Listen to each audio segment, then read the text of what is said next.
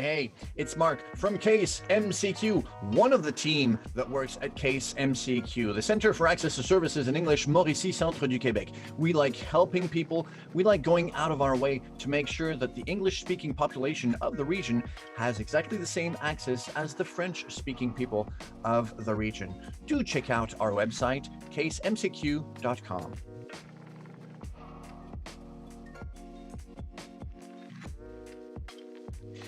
Today, I'm speaking with Isabelle Petit. I learned that she's a funeral director.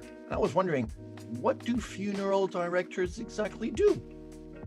Whoa, she's there. Isabelle Petit, how are you? It's been like years since we haven't seen each other. We used to be friends when I had hair a long time ago. You used to live in the Mauricie region, Mauricie area, and then you kind of like disappeared, and now you're back. Just fill me in. What happened when you were gone? Where'd you go? What'd you do? Hi, Mark. Thanks for having me. I was born here in Trois-Rivières, in Cap-de-la-Madeleine, and I moved to Montreal in my teen years. So I've been there for almost 35 or 40 years. It's going to tell our age. You had hair, remember? Okay, so I worked. I've been in Montreal all this time. have a family now, and so just before the pandemic in January, we just decided to come back to the area, to La Mauricie, and we bought a house here, and we decided to move back because it's such a beautiful area. So you're a funeral director here. Is that what you used to do in Montreal? I used to be also a funeral director in Montreal, and by moving here, I decided to continue in the same field because I love it. And I applied here at J.D. Garneau and started working here since November. J.D. Garneau in Trois-Rivières, secteur Cap-de-la-Madeleine, right? Exactly. How long have you been doing funeral director work? Well, in Montreal, it had been 10 years already that I've been a funeral director and director of operations, but mainly funeral director. We used to sing songs, we used to laugh together, and you never talked to me about, hey, it could be fun being a funeral director. What got you into it? It's not really something that you think about when you're younger. Well, I guess some people do, but I never thought about that. I just happened to go to a funeral. One of my friend's father passed away. So I went to the funeral home. And coming into the funeral home, I just knew I had changed job at that point, and I just decided to apply and work in the field, and never regretted one moment of that change. Okay, but what exactly does a funeral director do? The funeral director is the first person you contact when the person's passed away. So the family calls us, and we have a meeting where we help them to and guide them through all the funeral arrangements, whether it be the ceremony, the church, or the burial site. We are the one who will coordinate all of this. And that's where we have I would say, the privilege of helping these people in probably the worst moment of their life.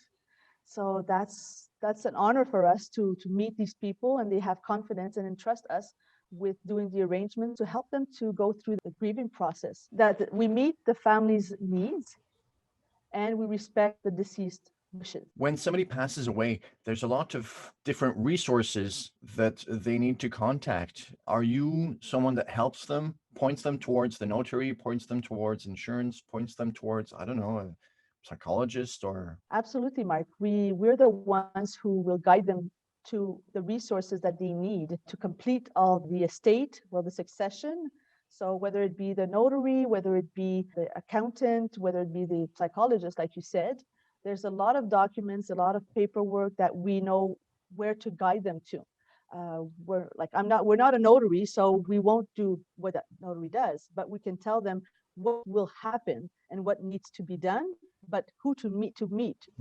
Make sure that these things are done properly. And vice versa, to each their own specialty. They don't do what you do, and you don't do what they do. Absolutely. I'm hearing more and more about funeral prearrangements.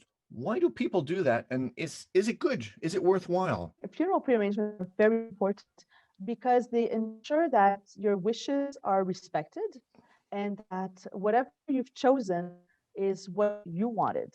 Because put it this way, if somebody passes away suddenly, it's a big emotional charge that people have to decide, and all the decisions that have to be made on that day are much harder. So if you do a prearrangement, everything has already been chosen. It's much easier on the families so that they can go through the grieving process uh, without having an extra emotional charge to deal with. You have to imagine for the person that has departed, what would they would have wanted, which way, what song they would have liked, blah blah blah. And it must be even more difficult when there's many people deciding for one person.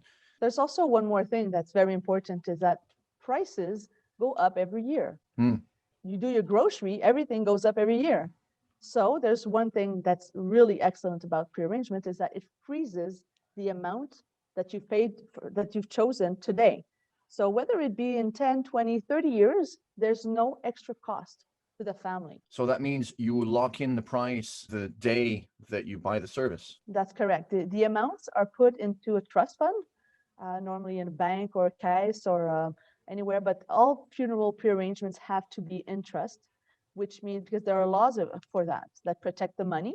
So all the money cannot be taken out until there's a passing. That gets me thinking, how much does a funeral cost more or less? Well, funeral homes will cater to all budgets. It's just a matter of what kind of funerals that you've decided to have and what the needs are. So it will go accordingly with choices that the family's made. I guess it's like when you buy a car, it's for all budgets. You decide what you want. Exactly. But you have to know that there's also the program of Quebec Pension Plan, which if you've worked enough in your life and you've contributed, normally there's a 2,500 that can be applied towards the funeral that the family has to pay, but is reimbursed by Quebec Pension Plan, QPP. Afterwards, there's also sometimes other programs, but that's really like Case to point to case. point. Exactly. So you've been doing this 10 years. What makes you, and you're still smiling, what makes you come back day after day? What makes you think it's important what I'm doing? I'm happy to be doing what I'm doing. I tend to say that we're fueled by hugs and kisses, but because of the pandemic, we can't. But we are still very appreciative when a family writes us a nice letter or, like tells us that they've appreciated that everything went well and according to their needs, everything was, all their wishes were met. So to us, that's what we fuel on, basically. And later on, maybe hugs and kisses. Postpone Later. the hugs and kisses. That's right. You've been doing this for 10 years. And if we think that the iPhone has been invented in only 2006, I think technology is taking enormous leaps right now. Have you seen differences in technology in the funeral business? We have. Since the pandemic, I would say it's leaps and bounds. All funeral homes had to adapt really quickly. Before, they were using technology for pictures, for music, but all of a sudden, because of the social distancing, because of the limitations, they had to adapt, and most of them now are broadcasting on the web. So the funerals all the ceremonies are being webcast, and so it's really helped out a lot of families actually that couldn't come from one city to another. So at least they were able to see the ceremony, not miss anything, and it's really been helpful, I would say. Do you think once the pandemic is over, that will probably stay as a service? Oh, I think it will definitely stay because some people, they're out of town or they're out of the country. So it's really, really helping a lot of families and today, and I think it's something that's going to stay. You say you tailor each funeral really to resemble the person's wishes. Do you have any specific anecdotes on a moment or another that kind of made you smile? We always try to be very creative with all the families. We try to make sure that at the end of the ceremony, people are celebrating this person's life. For my grandfather's funeral, what we did is that my grandfather used to give Smarties, those little boxes of Smarties, to all the family members, the kids, the grandkids, and it was always giving Smarties. So before we closed the casket, we had put a lot of Smarties into his pockets everywhere. So we really celebrated his life because that's what he used to do. He loved to play violin. So there was a violin there. And we tried to tailor it to what the family wanted, what we needed. And so at the end, I would say a lot of really great stories came out of it.